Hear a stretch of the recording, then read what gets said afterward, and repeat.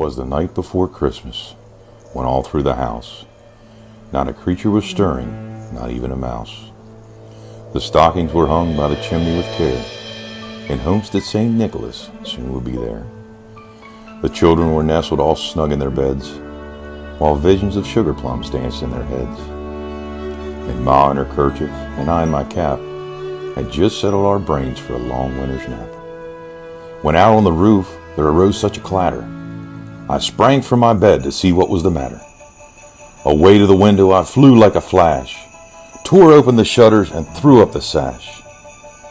The moon on the breast of the new fallen snow gave the luster of midday to objects below, when what to my wondering eyes should appear but a miniature sleigh and 8 tiny reindeer. With a little old driver so lively and quick, I knew in a moment it must be St. Nick. More rapid than Ingalls, his coursers they came, and he whistled and shouted and called them by name.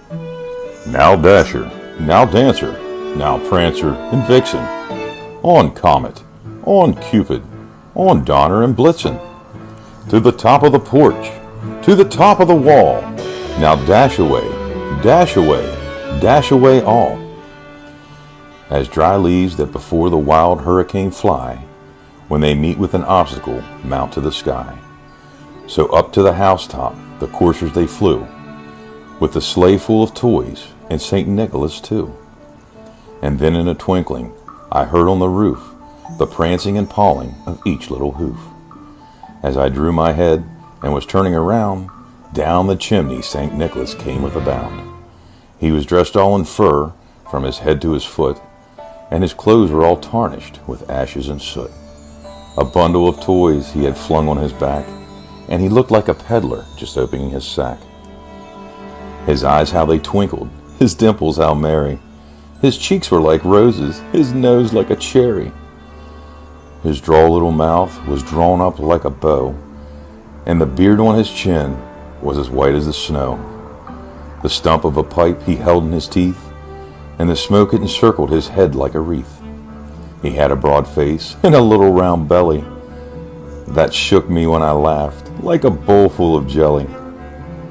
He was chubby and plump, a right jolly old elf, and I laughed when I saw him in spite of myself.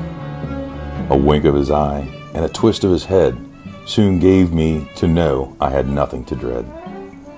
He spoke not a word, but went straight to his work, and filled all the stockings, then turned with a jerk, laying his finger aside of his nose, and giving a nod, up the chimney he rose. He sprang to his sleigh, to his team gave a whistle, and away they all flew like the down of a thistle. But I heard him explain, ere he drove out of sight, Merry Christmas to all, and to all a good night.